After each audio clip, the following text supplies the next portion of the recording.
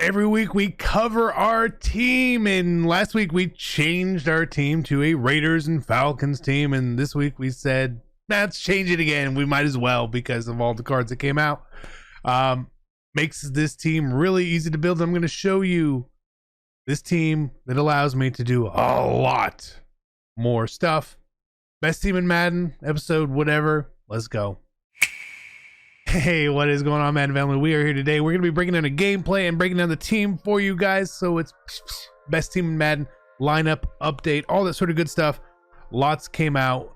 Not the best content, but again, usable content. And we're going to talk about the why I'm using this and the why I changed and all that sort of stuff. So let's aim for 700 likes on the video. That would be super amazing. If you can also subscribe if you're new. All that sort of stuff. There's also the link to Underdog Fantasy in the pinned comment, and as well, if you guys want to support the channel another way, you become a member of the channel. Again, it does help out. It's kind of like a Twitch sub, but if you guys want to do that, cool. If not, it's up to you. Totally up to you. Let's go take a look today. Best team in Madden. So we switched up from Falcons to Titans. The reason here is, well, hey, we got some new Titans players. And for the Falcons, we were really just trying to use it for free safety Julio Jones, and he also played for the Titans, so it made sense. The main reason I was trying to go for something a little bit different here is because I wanted to finally use a non-speed strategy card on the defense, and we're allowed to do that now by running this run stuff here. Again, I've tried to pull the outside in one to get speed, but I can't. But this one gives us 4 pursuit, 3 block shed, 3 play rec, and then 3 zone and 2 man to the entire defense. So it's a big boost overall. Not too bad. It is helpful. There is only one card, which is 98 speed now. Again, that is fine. I can manage and handle boosting 1 player versus boosting 11 players. You know, like, you feel me there? Like, it's a boost 1 player 1 speed, or boost 11 players everything. So that is the way that we went there. But we also got the Madden machines, and we're gonna break all this down, the who, what, where, when, why, and how of what we did here in a minute. If you're looking to avoid the packs and save some racks, make sure you head on over to MMOEXP.com to help you build the best team possible. It is a one-stop shop for all your things between MUT, 2K, and many other games. Make sure you use code CC for a 5% discount. Link is in the description below. Let's go be great. So the reason that building this team was a little bit easier was the AFC teams, 2 AFC teams make stuff easier. So in that case, Roger Saffold gets to boost both teams, right? And we've actually had some of these other cards just sort of lying around. We did have to go buy a Frank Wycheck here to get that ×3 Titans chem. I just bought his limited legend card, and it was like $290, so it was basically a rental. Didn't really cost us anything there. Emmanuel Sanders we have here as well, though he does have an upgrade, and we can choose to upgrade him if we want to, but again, he's going to give the double there. And then we had to switch to Vince Young right here, but obviously this allows us to use Tyreek and his motivator. Again, not super useful, but the big card that came out here was Steve McNair. I'm going to do a specific Steve McNair gameplay, but I want to talk about this card to start. There's the concept that everyone has of, if you want to run Gunslinger and Escape Artist, this is like the only guy that can do it, okay? And I understand that fully. And if that's what you want to do, go for it. He's very expensive. But he also has the Slinger 1 release. I will tell you this, that the common player feels like that is the best release, and I disagree wholeheartedly, honestly. I did not love using this card. He did not play nearly as well as Randall Cunningham. Randall Cunningham's release with Gunslinger, to me, is better indeed. He gets rid of anything like 20 yards and up. Faster, more accurate, all that sort of stuff. But I did try this McNair card, even when I was like, I don't love this card so much, but the attributes would say otherwise. 96 speed does not feel very fast at all. I mean, obviously the card looks great and feels the way you would think it does, but I still feel that Randall Cunningham is the better option for me, at least. Maybe if you disagree, that's up to you. But again, I'm not trying to use Escape Artist right now. I'm trying to do something different. We ran escape artist for so long. I'm just not doing that right now. Okay, I just don't want to do it.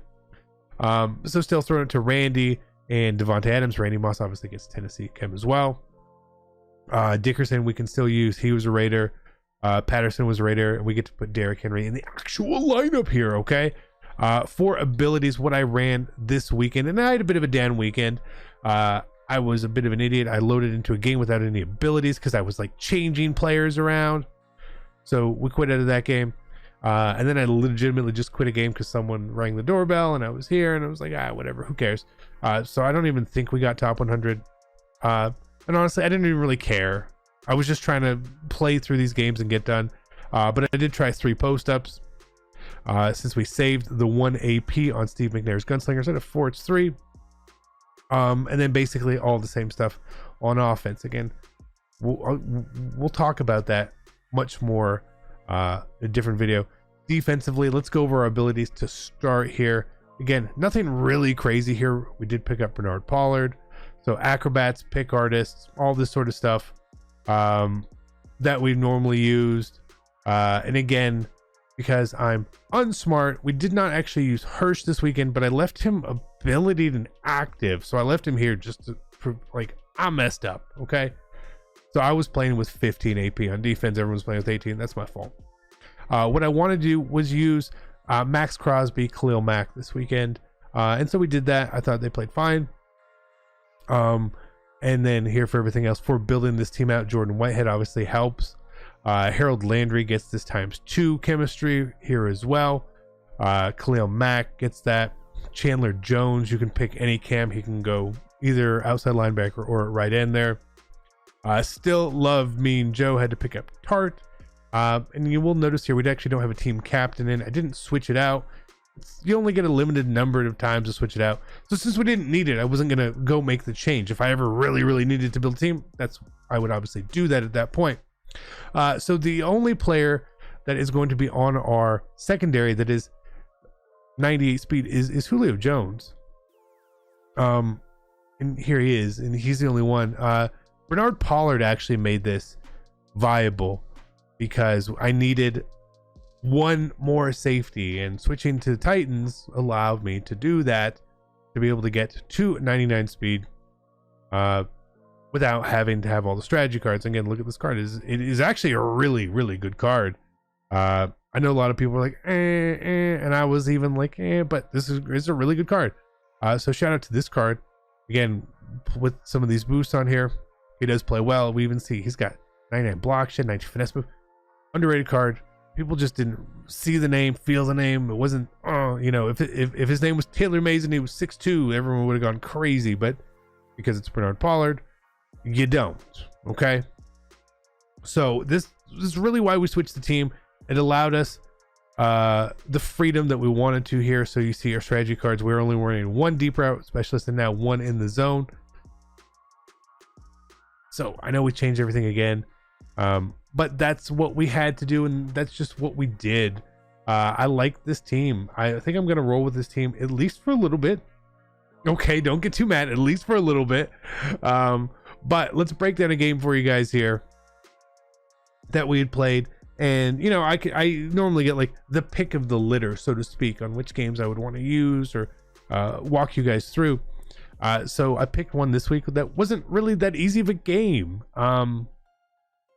Sometimes you just play bad, and I play bad sometimes. Okay.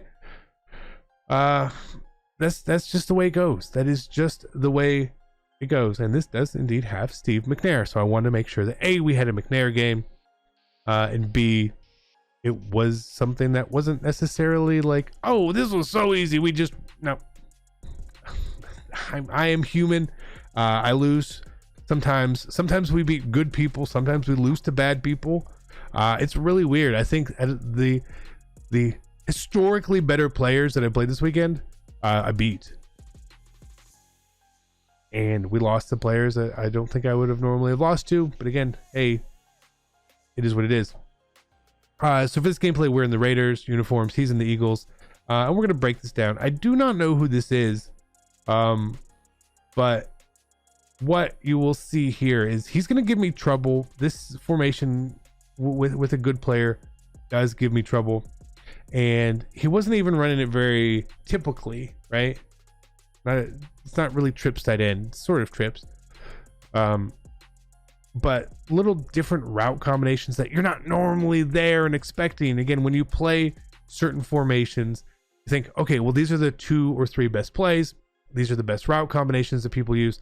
So that's what you're really looking for. And when you play someone who is running something a little bit different or running a meta formation differently, it does throw you off. Okay. It really can, and it really does. So right here, this was the first thing I wanted to bring up. And I remember this happened in the game, and I thought this was really, really, really, really, really weird. So we have Bernard Pollard here, manned up on this route, right up here, okay? He lobs it up right here. Pollard is actually ahead of him. Pollard should get this interception or break the pass up at worst. And look, and he just moves out the way. He just moved out the way. What happens? It's complete. Okay. All right, cool. So he's gonna run. I'm gonna be a little stubborn with what I'm doing here. Again, like how I would play these formations, I think like, this is the best way I should do it, right? To me, this is the best way I should do it. And I start to second guess myself, right? So we see right here that I'm running pinch, and like a verticals is just gonna get us there and just beats us. Like, I felt like that was a really bad defensive play call there down at the end. Yeah, he runs stick. I don't know what routes he put on the field, but despite, like, I feel like we should have broken up that one pass to Adams. That was really bad defense by me. That was really, really poor defense. It was like, let me try. No, do what works for the most part and adjust out of that, as opposed to completely switching there. That is not the way I would ever want to play a trip set. And I did, and I paid the price for it. So good on him, good read on him, all that sort of stuff. I will say one thing too, I noticed a lot this weekend. I did not get the ball first a lot. The offense that I am running, while I am enjoying it and it's still fun, it is a much better play from a tied standpoint or play from a head standpoint as opposed to a catch-up offense, okay? And we were down early in like 20 of the 25 games, for sure. It is what it is. And again, when you play someone like this who's going to come out and I don't really know exactly what he's doing here. We actually had Dickerson probably for a touchdown, but we're still going to try to make these good reads and all that. This is just a match cover 3 he's running, so the zone sort of get pulled out the way. I'm hoping, that he's going to run the exact same thing again, because I saw, we might have had a touchdown. And again, trying to go there, and the ball is batted down. I swear, Cunningham doesn't have the ball batted down. McNair definitely did a lot. So he goes to second down here. It looks like he's in a 2-3-6 whale, 2-3-6 sand, whatever it is. So I know he's probably just going to get pancaked. So I'm just going to run the ball, and we do run the ball in there for a touchdown. So even though I missed a read and we had a batted ball down and a wide open pass, we still get the points. So it works out well. Again, not going for 2 here. Yeah, let's just go from here. But again, he had a really successful drive and then is doing something different here. And now we get the ball batted down there, but the ball was, again, I just said Cunningham doesn't have that happen, and it just happens to his Cunningham. But I don't really like how those batted balls happen. Linemen just jumping up in the air. I know that happens in real life. I get it. I understand. I just don't love it. Right here, he doesn't pay for another mistake, and gonna punt. Now I will say this: I had 2 people fake punt me this weekend, and it was wide open, and they dropped both of them. I don't know if that's a thing, but like, you're not supposed to catch them, or how it goes, but it definitely happened. So let's move forward here. just a little bit. Again, when he gets in the formation like this, I know it's going to be really heavy pressure and I need to defend it with the appropriate blocking of people. And it actually really does depend on how someone is setting something up to who I need to block and do all that. Like here, this feels like mid blitz. So I played mid blitz before. I know what's going on. He's not holding the user down in there. So I feel like, okay, we're okay. But he actually gets amazing coverage. Dickerson might have been open there, but again, on a second down there, do I really want to throw that pass and potentially just give it right back to him? No. So we'll play smart. We'll try to live another down here, because while it is 3rd and 27, I don't need 27 yards here. I just need 10 or 15. I can make it manageable. Maybe I get into field goal range here and then have a decision to make, right? So again, try not to force a terrible pass when we have downs to live. Makes sense. And it's, you know, he does a really good job of coverage there. And we get down what was pretty close to field goal range, but I still want to go for it. So I'm going to go for it because that's what we do. I like the play setup we have here for this scenario in this case. And we haven't really had to run it yet, so figured it would work. It does work. We pick up the first down. Clutch. Again, McNair, he makes that pass. That's fine. A lot of the quarterbacks are going to make that pass. But I get a little worried about it. I get a little worried. So here we're just going to run this terrible run stick. It's embarrassing to show you guys that. So he does like mix up his coverages quite a lot here, and we're able to do stuff like that. If he clicks on better, maybe he gets that animation there. I don't think Moss has Acrobat, but if he did have Acrobat, that's probably a pick. Could have been a pick 6 with a nice diving animation there. So again, the 3rd and 1. We just want to run the ball here. Like, let's just try to pick up this first down. We score. It's fine. Again, I know the numbers are there. Mid blitz, there's 6 on the line. With my formation, there's 6 on the line. Head on ahead. We should be able to not run freely through the middle like that, but we should have been able to pick up the first down at a minimum. So it is now 14-7. You know, we got to stop and all that. That's cool. But again, he's going through different things here, and I don't know what he's doing. I have no idea what he's doing. But he went away from, hey, this worked before. And then last drive, he ran a formation that just didn't work at all. So he switches it up, PA cross country. Now he goes back to Trey Y flex, where he moved the ball on us very, very well. This is a smarter play, a smarter. I don't know if it's called an adjustment, but it's better play on him and for him. And again, he throws another ball up, and it is just incompleted. It is one throw per drive into total coverage, 0 penalty here. Okay. What you want me to do? You know, like I'm trying. You can't hit stick Micah Parsons. I know better than that. But he gets the 3rd and 3 here. And again, I feel like we've got decent coverage, and hey, we do, right? He does finally have to pay for throwing into coverage. He could have thrown that a little bit earlier, probably. But again, we're getting the ball at half here. So my entire mindset is, if we get 7 here, we'll probably put this game away. We'll probably crush him out of the game, and do all that. But he's actually playing really good coverage here, and that is a terrible pass. But do I feel bad about it? No. You got away with 3. Let me get away with 1.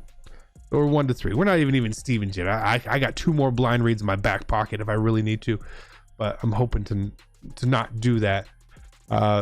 So again, he's in the same thing, this 2-3-6, where he got pancaked before, which is why I'm hurrying up here, hoping that maybe we'll get a pancake or something going on here, and it will allow us to just get a free touchdown. But sometimes in the last minute of halves, things don't happen. It sometimes does, and it sometimes doesn't. Like, I don't know if there's like a weird percentage or not, but I'm not really making progress down the field. The clock is against us. I can't just keep running the ball into the teeth of the defense. If he's not going to get pancaked, we just can't keep going. And right there he does, and he tackles us, right? So again, I'm kind of playing a risky game here, and you would think I would feel better, but again, I can't keep doing this. He just keeps tackling us. So at least I can be like, oh, well, maybe we'll get 3 here, because now we're 23 seconds was 1 timeout. There's probably a better chance that we move the ball faster and more efficient if we actually were passing the ball on this drive. So again, he's going to come out in decent stuff here. We're going to try to make some passes, and we get the timeout here, and like we're kind of up against the clock now. If we get sacked, we're done. We're too far away. You got to play smart. You got to play smart here, and if you don't play smart, you're going to lose points. And getting the ball at half, I would like my points too. And we almost get that would have been bad. That would have been bad. That would have been a bad one there. So even here, so what I'm doing on this specific play is just trying to take clock. So I blocked everyone to run away out of the pocket and throw the ball away. Just want to take a couple more seconds off the clock and kick my 3. That's all I'm trying to do there. I'm not trying to make a pass or do anything. I just do not. I want to keep the time to the best way I would put it is, if you only have like 5 seconds, 6 seconds, 7 seconds, 8 seconds, you're probably not going to be able to complete a pass and then kick a field goal. So all I wanted to do here was make sure that we were going to give him just 1 potential shot, and it has to be a touchdown, so he can't get 3 and all that. I don't know what he would have done in that situation, but just taking those extra 3 or 4 seconds off the clock was, to me, really crucial, and smart enough as it could be, again, with no intention there. So we do, he throws this before half. It is what it is, and we get the ball, right? So we're up 10 with ball. I don't think we've played great. Remember, I feel like we really gave him 3 points on the first drive. I felt like even though we got 3 in that drive right before half, I actually felt like I played it pretty poorly. Against a better player, we probably don't get 3 there, honestly. And he has decided to go very blitz heavy here, and I don't blame him. His man coverage has been super tight against us, super tight. So I have to block everyone, and I don't really want to block everyone, but again, there we go. McNair doesn't get a ball off again, and so he feels confident enough in these situations to come out in this. And again, you come out in this here, I'll run. I have no problem running, but like, okay, well, let's try to do something here. And he audibles right as we're doing this to clearly go into man, which makes it an easy read for us, right? Makes it easy. He's not really adjusting around his man coverage. When he calls man, it's just man, So instead of hoping that like a post gets open, I just want to do less. Let's throw slant, in routes, out routes, real simple short reads that I can make quickly if need be. Sometimes those deep posts will get open for touchdowns against man coverage, but you also need the time to do that. And again, he is just sort of letting us pancake him here, and I don't, I'm hurrying up so that I can get him to stay in this defense. But then I also need to like clock him out, because again, it's a weekend league game and I want to get through this game as quick as possible. So which way do you go, right? Which way do you go? So this time we decide to just call timeout, and we'll make this work for us. So again, I know you guys are going to see the score. You say, CC, it's 24-7. You said this was a game you didn't play very well in. Yes, we gave up a really bad touchdown, and he's just giving us points by letting us pancake him. That's 2 long rushing touchdowns. That's 14 free points. You got to think, we haven't actually done a whole lot else. We haven't. We've actually been in some really bad spots within the game. Yeah, we've dug our way out of them, But to me, when I play well, it's when I will finish a game at 1 of 1 on third down, or 1 of 2 on third down, or something like that, where I barely ever get to third down. Here we've been in quite a few. In a situation where I don't feel like we should be here, right? We shouldn't necessarily be here.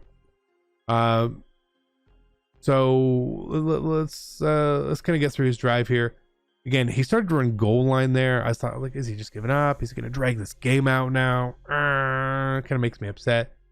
And then he's gonna go to bunch here, and I don't even know what happens there. Probably should have been a touchdown.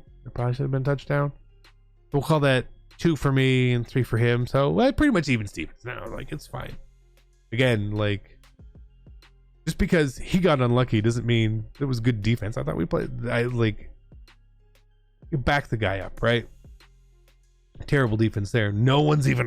Don't even look at the wheel route, right? Like, I know better. I know better.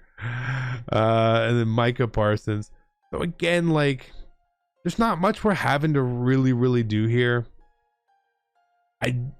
But we're giving him decent yardage on certain plays. We're not covering things. Again, you look at the scoreboard to see how well did you play. I look at each of these plays and how I feel like, what am I doing? Why am I not guarding the wheel route? He has Cunningham. How do we not have? I'm not going to play a spy on the field or something here. We're not covering a lot of stuff here. I mean, look, he's 7 of 12 for 140, and of those 12, 2 or 3 of them were pretty bad, and the rest of them were actually really good. And again, right there, it's a good pass. He just kind of gets. I mean, it's unfortunate. Even Stevens, right? So the game is basically in hand. You have a 3-score lead with 3 minutes left in the fourth. He does have timeouts, but you've got to feel really confident here. And again, he throws that up, and if he bullets that, it's open. He probably catches it. Because he lobs it there is the only reason. Again, good route combination, bad idea. Here he comes out and just run. Like, I'm like, okay, you're gonna run the ball here. I guess I was assuming sort of a heavy pass or whatnot. But again, I don't know what he's gonna pick or do. And those are the hardest players for me to play, when I cannot pick up on a tendency or a route combination or something that they really want to do here. Look again. That's, you know what that is? It's called terrible defense. Why is it terrible defense? Where's my user? Right? I'm pretty sure I'm on Sean Taylor right here. Let's see where do I go? I know the 84 is not manned up. I know it. I know he's not. I don't even cover him. Terrible defense. Terrible. So again, when I get in these situations, I'm probably just going to try to clock out. I'm going to run the ball. I'm going to shoot clock and do all that. I want to get out of the game. Sometimes people try to pass in these situations. I don't really care about driving the score up or anything. Time is the most valuable thing I have in my life, and I don't want you to take any more of it than we need to. I don't feel like we escaped with a win in this game. I feel like we didn't play great. If I would have played poorly against maybe one of the more top tier players, we probably get beat pretty badly in this game. And there were a couple times this weekend where we kind of got pushed around, and that's the first time since we've been running this offense that we got pushed around. And when I say that by like a 2-score loss, a lot of the losses were fairly close, and a lot of the wins are kind of fairly close too. But I like watching this and seeing, yes, we won. Yes, it was an easy victory, but we still didn't play well. And understanding and knowing that you didn't play well is really important in this game. Too often, whenever you play someone or someone plays you, they just look at the score and they'll be like, that person sucks, this person is good. However, that fades out. And there's much more to it here. And this is a very key example of what I want you guys to see. that we still didn't really do much. He's actually just giving this to us, right? He's legitimately just giving. He gave us free touchdowns. He threw the ball at us, and we still, despite all of that, walked away with a 10-point victory.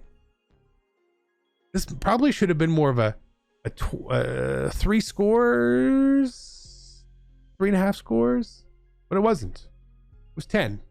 So that's it. Nothing really too wrong from McNair that game. A lot of the times, and again, you guys correct me if you feel differently or from your experience with McNair, the deep passes, 20 yards plus, they were just not crisp. It was the same issue I've had with Dan Marino with Slinger One. It's the same issue I had with Derrick Henry. And I also feel like Derrick Henry just throws the ball better than McNair too. Like, faster. I don't know. But that is the best team in Madden. We are going to be keeping this team around on the theme team basis. I do think we're going to go back to Cunningham. We're going to cash out back on McNair.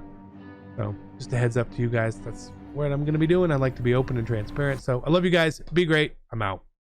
Peace.